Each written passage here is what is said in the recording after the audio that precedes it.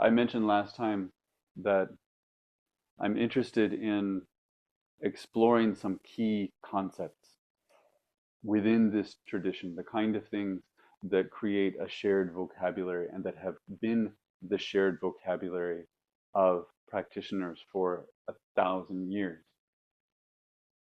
I think I also said last time that a lot of that vocabulary really just means the same thing. So much of reading Dogen in particular is reading equal signs. This equals this, equals this, equals this. So we find a phrase that feels like a kind of poetic way or a kind of skillful way of talking about something central. And then we move to another text and there's another phrase, and it feels in the beginning like now we're talking about something new. And then the more we look at it, it feels like, oh, actually, no, we're just talking about the other thing. I've heard it said about artists, and I've also heard it said about spiritual teachers that more often than not, they spend their whole lives just trying to explain or convey or express one or maybe two things. A whole body of work is this kind of throwing stuff at the wall to see what sticks. That's very true of Dogen. So today I'm bringing this phrase, Jijuyu Zanmai. Um, Zanmai, I'll start there, means samadhi. And even if you're brand new to this tradition, even if you're not really steeped in Eastern traditions, you've bumped into this word and you probably have some sense of what samadhi is, right? It's typically understood as some kind of state of concentration. It's a state of awareness. It's something that you kind of go into. It's something that you find. I looked up to see how people talk about samadhi because it's a term that comes up in different aspects of Buddhism. It comes up in Hinduism. And I think the list that I found was useful. It was that when we hear this term, we have an idea that there's a kind of absorption, there's a oneness, right? A lot of meditative practices aim for a feeling of oneness. So you have an object, whether it's an object of mind, a thought, an idea, a phrase, or maybe it's literally an object in front of you like a candle.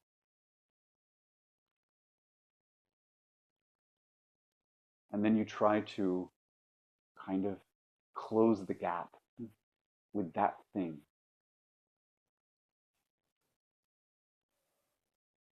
Samadhi seems to indicate a kind of equanimity, right? That someone who is experiencing samadhi, who is knowing samadhi, is in this state of equanimity. And it sounds kind of mystical and kind of magical and kind of profound. I've told this story before, but I think it's so funny that when we were in the monastery, we were all starving to death, basically. And we were very unhealthy. But there was a clinic in the village below that agreed to look at, they'd let us come in once a year to do a checkup. They were a little worried about us.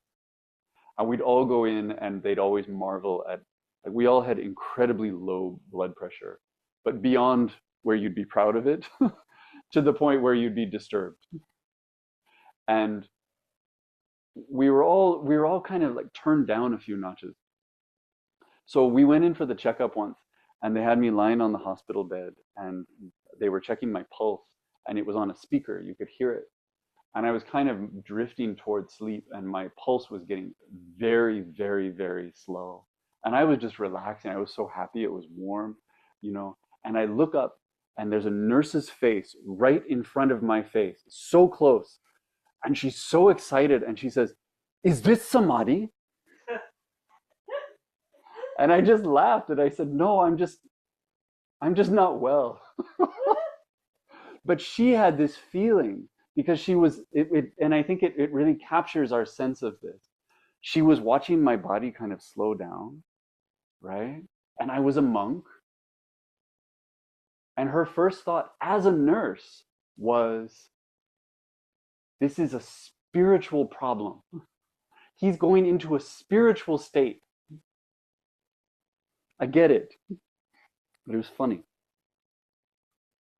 We imagine that there's this kind of intensified awareness that comes with samadhi, that there's something we see in samadhi that we don't necessarily see elsewhere. There's also, in some traditions, something called jhanas. Jhanas are more specific. There's a kind of, they're like a curriculum for exploring samadhi in a way. If samadhi is this big thing, then jhanas are kind of the steps by which we find out what that is. And so we follow a curriculum to kind of unlock the first jhana. And that becomes a prerequisite for unlocking the next one, and the next one, and the next one. So it can seem very specific. It feels like something that we might attain. We have to start there and acknowledge that, and then remember that nothing in this tradition is talked about that way. And so if we're going to talk about samadhi in a way that is true to all the rest of these teachings, we're not going to talk about it as something that we get or something that we cultivate. It's not something that we unlock after going through stage 1, stage 2, stage 3. It's always going to be something that was always there. Because that's how we talk about everything. Now, Dogen talks about different samadhis. And there are, across the traditions, different samadhis. There are different versions. But I'm going with my original thesis. I think he's always talking about the same one. He talks about, and Dogen scholars might disagree, but this is how I hear it. He talks about Jijuyu Zanmai. Jijuyu Zanmai is self-verification samadhi. He talks about Shusho Zanmai, which is practice verification samadhi. He talks about Shobutsu Shu Zanmai, which is the samadhi of the assembly of Buddhas. It's the samadhi that they all experience together. But today we're talking about it as Jijuyu Zanmai. Ji means the self. Ju means to receive or to accept. And Yu means to use or to utilize. So we've talked a little bit about samadhi and what it maybe isn't, but what it might feel like. And the other thing we really need to talk about then is self. The translation I have in front of me defines Jijuyu Zanmai as self-receiving and using samadhi. Or we could say self-accepting and utilizing samadhi. And we have to be very clear. The thing that is being received or accepted, the thing that is being utilized, is self. And is being received and is being used by what? By the self. So this is the self accepting the self. This is the self utilizing the self. That's the samadhi that Dogen is talking about. It's a closed loop.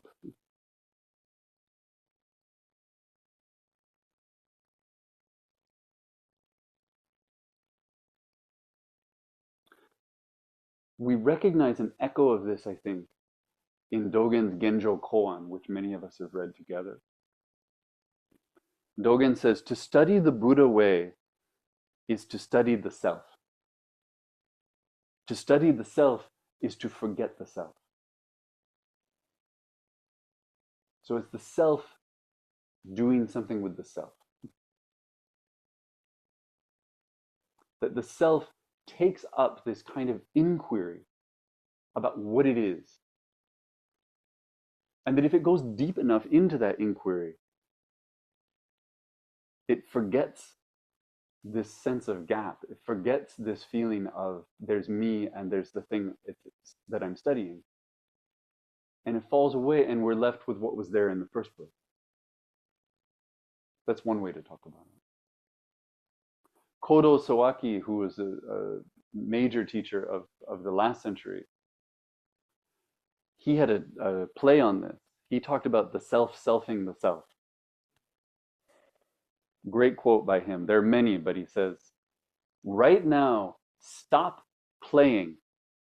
Sit as the self that is only the self without comparison to others. To practice Zazen is the self selfing the self.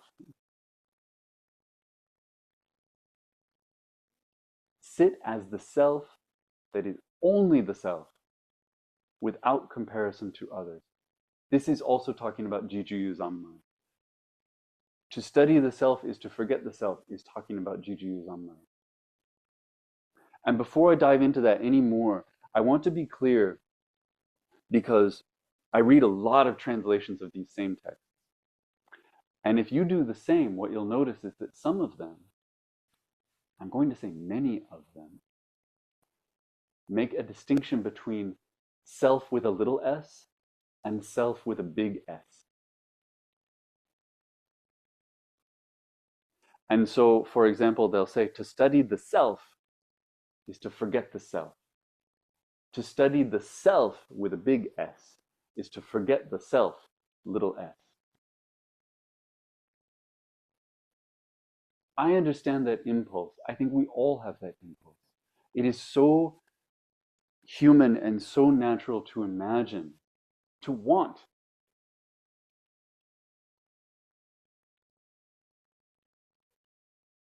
A kind of essential self, a more authentic self, a self that is bigger than the one that we know already.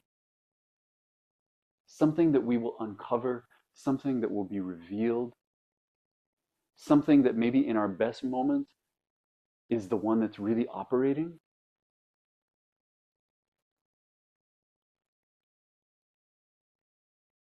But I think this is a huge mistake.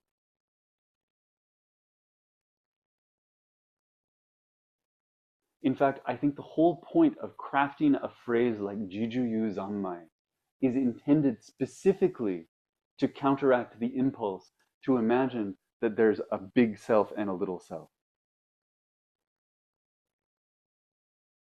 So as we're talking about this, please try not to fall into the idea that we're talking about a self that is other than the self that you know. That is bigger or better or smarter or kinder or more compassionate or wiser. It's this. I'll read a short passage. This is from Bendo, which is really one of Dogen's central texts about the practice. He says, I don't have my glasses.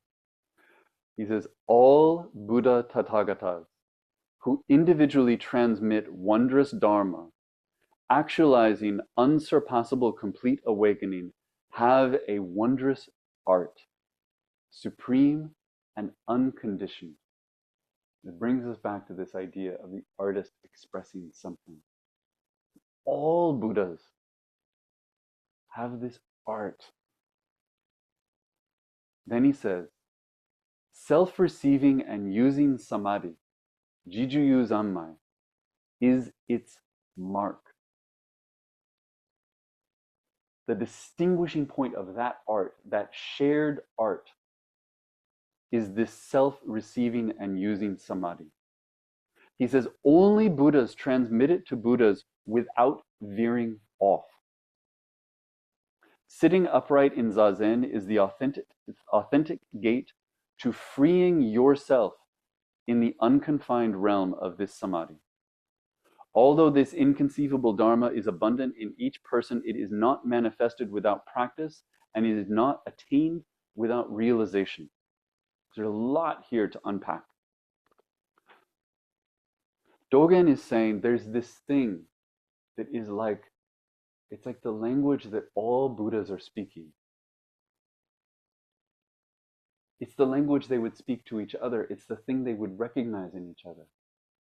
I mentioned earlier, he has this other phrase for samadhi, Shobutsushu Zanmai. It's the samadhi of the assembly of Buddhas. He's saying it's the same one. Because this is the shared language. Only Buddhas transmit it to Buddhas without veering off. And I want to point this out. I think this is so important.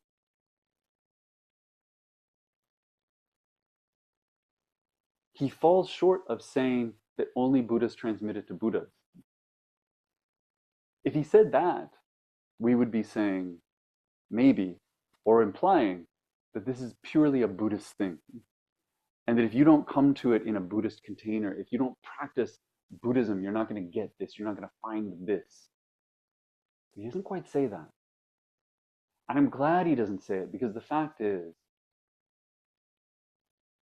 everything we discover in this practice, people just discover. They just discover it in the world. We can discover compassion through 1,000 different roads. We can discover stillness. We can discover clarity. We can discover all the things that this practice might offer or seem to offer without this practice. But what Dogen says is that only Buddhas transmit it to Buddhas without veering off, which is to say, what this tradition does is it frames it so that we don't get pulled into it in the wrong way, so that we don't experience something in Zazen, for example, and get confused and think, oh, this means I'm important. Or this means that now I see a secret thing.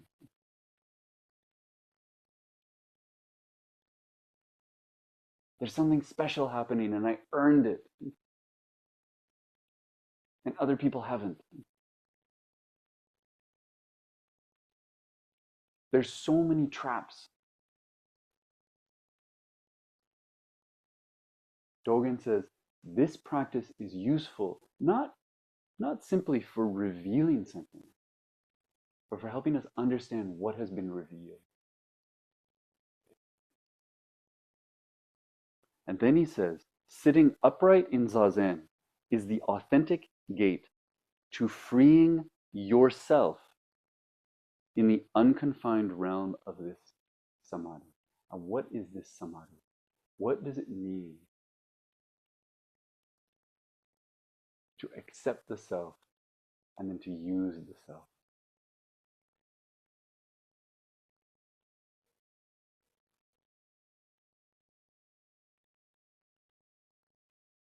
He calls it a samadhi.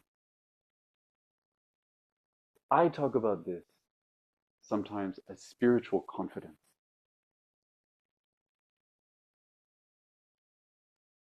It's a state, and it is a state of awareness, right? It's a noticing. It's a noticing that this self is my whole reality. This is what I have. Therefore, this is what I have to use. There cannot be more than this.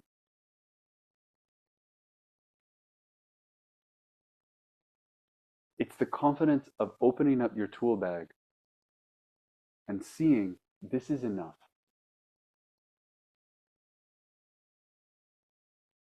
This is enough because it has to be. There's no other self I can look to. There's no other tool I can cultivate that will not eventually be revealed as something that was already there.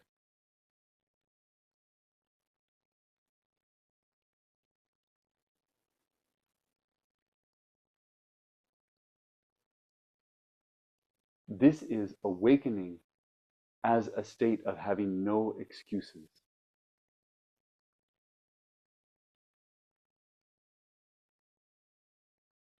There is nothing more to look for. There is nothing more that is needed.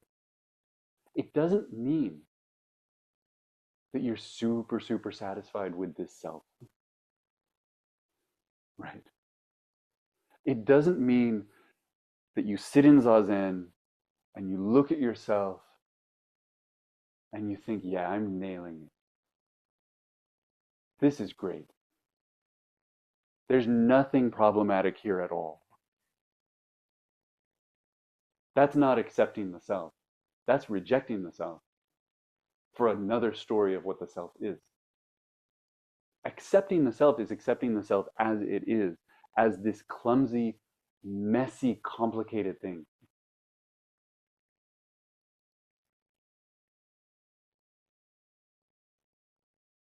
The me that has to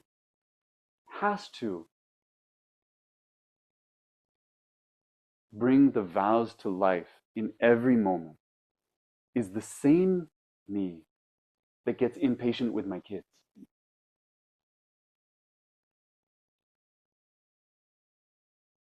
And depending on how you look at it, either that's very disappointing news or it's the best news in the world.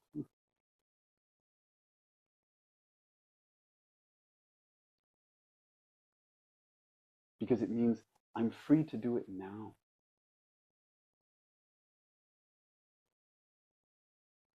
I'm free to move in the world as Buddha now.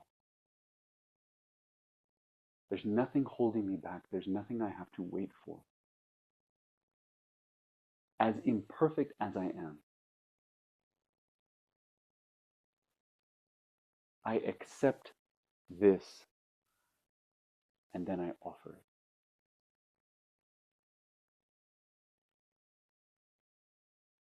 Because what other option do I have?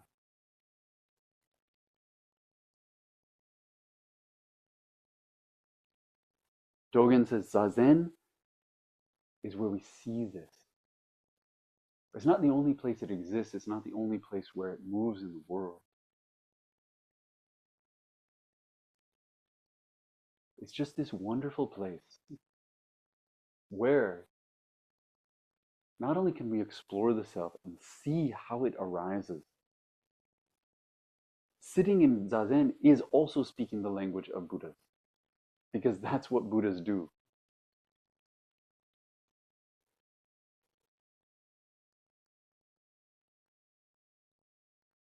If you're a shaker and you do the dances, you're communicating with all the other shakers, whether they're there in the room or not. When we sit in Zazen, we're communicating with all the Buddhas. That's our dance. And he completes this little bit by saying, although this inconceivable Dharma is abundant in each person, it's already there. There is nothing missing. It is not manifested without practice, and it is not attained without realization. Which is to say, like everything else in this practice, there's nothing about reality that needs us to make it more real. We aren't unlocking that secret of the universe.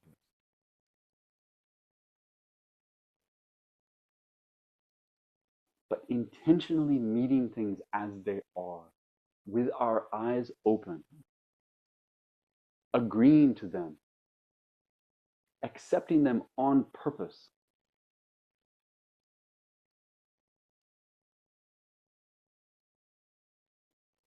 is what brings this to life in the way that we move and the way that we speak and the way that we hold our mind.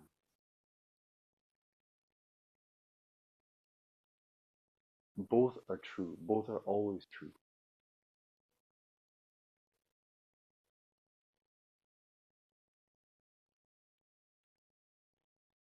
So in one sense, there's nothing to be done. And in another sense, there's a green light to go and do everything that needs to be done. And that's where I'll stop.